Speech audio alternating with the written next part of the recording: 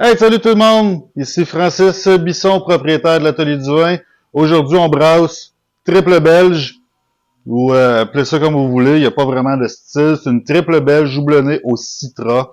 Fait que c'est un peu comme une double IPA belge, qui a de quoi de vraiment très intéressant. Euh, Très agrume, vraiment un profil aromatique incroyable. L'odeur, c'est juste wow! Le citra qui est présent, comme qui est supposé d'être. Et avec les phénols de la levure belge, les petits côtés épicés, vraiment incroyables. Et pour cette bière, j'ai également fabriqué mon propre candy sugar. Et j'ai une autre vidéo qui explique comment le faire. Donc, avant de continuer, abonnez-vous, suivez la chaîne et on va aller voir la recette pour fabriquer ce beau petit bijou. Alors, pour cette magnifique bière belge, très simple comme ingrédient, on a besoin de 6,26 kg de Pilsner, 1,25 kg de flocons d'avoine, 835 g de blé malté et un 500 g de candy sugar. Vraiment, tout ce qu'il y a de plus simple.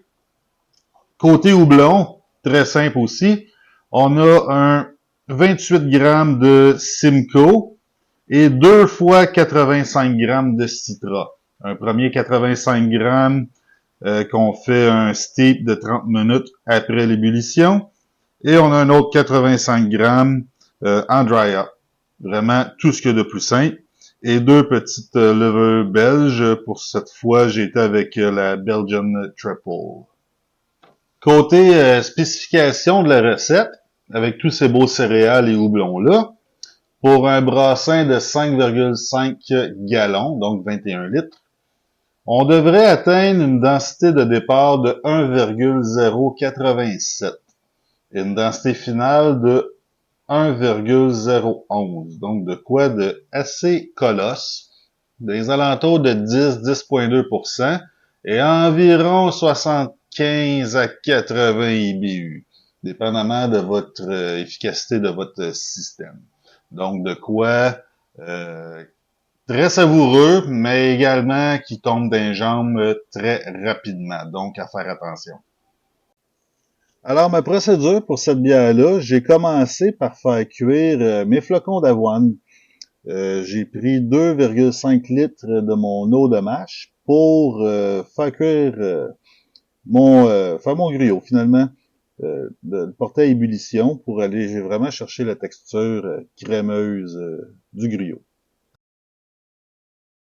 Alors, une fois que notre griot est prêt, que notre eau de mâche est prête, il ne nous reste plus qu'à faire notre mâche. On vise une température de mâche de 68 Celsius, 154-155 Fahrenheit.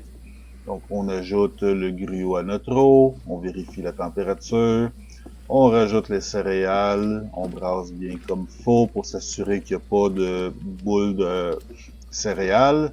Et on oublie ça pendant 1h30.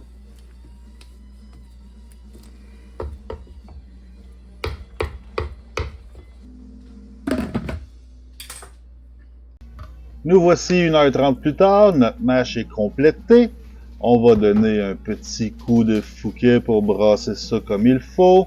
Et on va procéder à ce qu'on appelle le Vorloff, c'est-à-dire qu'on va recirculer de façon manuelle quelques reprises pour s'assurer qu'il n'y a pas de céréales qui passent, qu'il n'y a plus rien en suspension et que le mou est assez clair.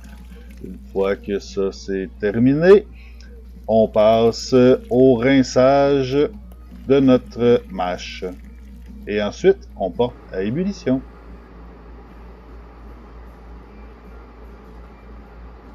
Une fois qu'on a atteint l'ébullition, on bouille pour un total de 90 minutes. Le premier ajout doublon se fait à 60 minutes, donc une demi-heure plus tard. Et le premier ajout à 60 minutes, c'est notre 28 grammes de Simcoe. Une fois l'ébullition terminée, on baisse la température à 84 degrés pour ajouter le 85 g de citra et on laisse infuser pendant 30 minutes.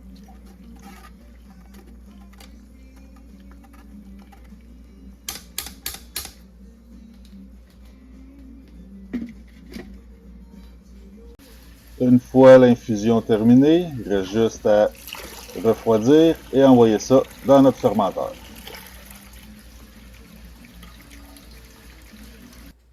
Maintenant qu'on a fini de refroidir et que c'est envoyé dans notre fermenteur, il reste seulement à mettre nos levures. Et je vais faire fermenter ça à une température d'environ 24-25 degrés pour vraiment aller chercher le plein potentiel aromatique de cette levure. Et environ une journée avant de faire le dry-up, je vais diminuer la température dans les alentours de 15-16 degrés pour y faire son dry-up de 85 grammes de citrat avant de pouvoir mettre ça en keg. Et lors de la mise en keg, je vais également lui ajouter un 5 grammes d'acide ascorbique pour aider à diminuer au maximum l'oxydation. Sur ça, je vous souhaite un bon brassage.